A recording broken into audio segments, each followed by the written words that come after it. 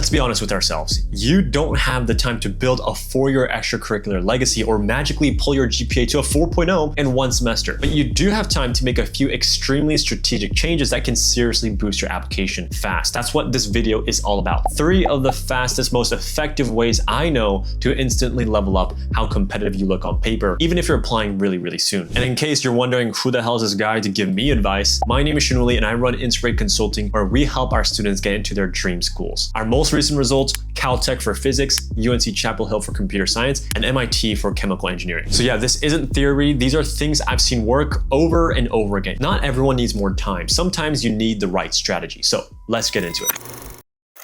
Let's start with the essays, because this is hands down the easiest way to stand out fast. You don't need new extracurriculars. You don't need a higher GPA. You just need a better idea and a better way to tell it. And I'm going to be blunt with you. Most students write the same exact essay. They play it safe. They write like they're trying not to offend anyone, and they write like they're applying for a corporate job. Let me show you exactly what I mean with 2 real examples. Energy is conserved locally. Why? That's a real essay hook from one of our students already. It grabs you. It's weird. It's scientific. It's slightly confusing in the best way. You're curious and you want to keep reading. Now, this was for one of the first essay prompts for Caltech, and this essay goes on to explain Emmy Noether's theorem, how symmetries in nature are responsible for conservation laws, how time translation symmetry explains why energy is conserved. It even adds a thought experiment about a weird universe where gravity shuts off on Thursdays and walks the reader through how that would break energy conservation. That's not just an essay. That's a story, a lesson, and a brain tour all in one. It's memorable, it's intellectually interesting, it's showing passion, depth, storytelling, and academic maturity, all without ever saying the words, "I am passionate about physics." And the kicker is that the student connects it all to a personal moment, how that same concept actually helped them solve a quantum mechanics exam problem. So it successfully brings the story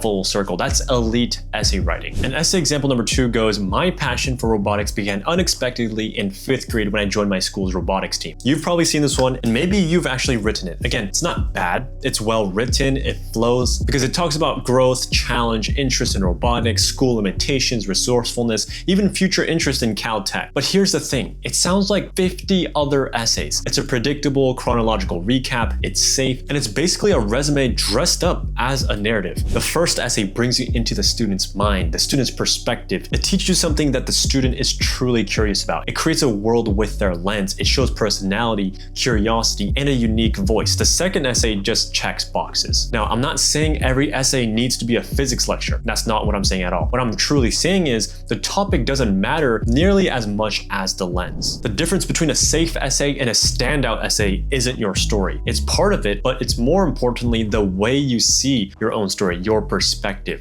That's how you instantly differentiate yourself in a stack of 100 essays. You make the reader stop, think, and say, "Damn, I've never seen it like that before." You don't need new extracurriculars to boost your application. Sometimes you just need to fix how you present them. And look, if you're a junior or senior, you can't just go back in time and build a 3-year nonprofit from scratch, right? That's just not possible. But if you do, just let me know. But you can absolutely make your existing activities work way harder for you. So here's what you do. Step 1 is reorder your activities list. Put your highest impact stuff on top, because admissions officers might not even read the bottom half of your list. So if your most impressive stuff is buried in slot number 7, you're wasting opportunity. Your first few activities should slap hard. So lead with titles, numbers, outcomes, anything that shows scale or leadership, something that says this student moves things, not just participates. Step 2 is to rewrite your descriptions. This is where 90% of students lose out. Instead of saying helped organize community events, you could say directed 5-member logistics team organizing 2 fundraisers raising $8,000 total. And instead of saying design projects and coding club, you say spearheaded AI-based student wellness app used by 100+ classmates.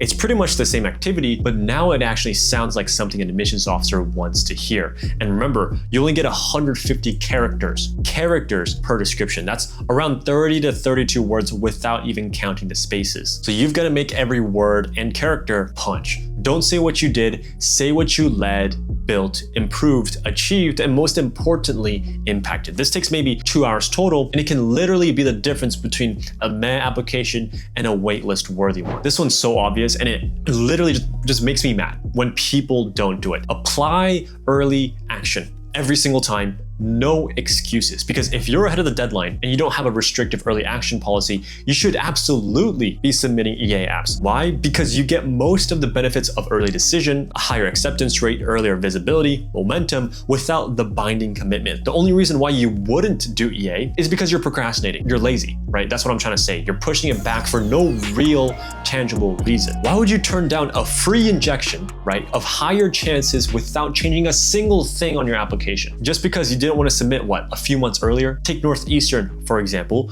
You're 33% more likely to get in through EA than RD. 33%. That's a completely different outcome. Now, yeah, those EA and ED statistics are skewed quite a bit because of athletes and legacies, sure, but that doesn't mean you should completely ignore the benefit. Because let me tell you, it is there. And if your application is already strong, EA is just stacking the odds in your favor. If your application is weak, okay, maybe waiting until senior year to boost your GPA might be a good idea. But if you're on the cusp, a borderline admin if you feel like, EA could absolutely tip you over. This is one of the fastest, lowest effort boosts you can apply to your whole application strategy, and too many students just skip it, right? So don't be one of them, please. I'm literally begging you. You don't need to start over, and you don't need to rebuild your whole profile from scratch, and you kind of can't at this point, right? You just need to start making smarter moves with the time that you have left. Better essays, better EC descriptions, and better application timing. That's how you win late in the game with execution, not panic. If this helped you out, share it with someone who might need it. Like the video, subscribe, comment, all that good stuff, and keep making smart moves.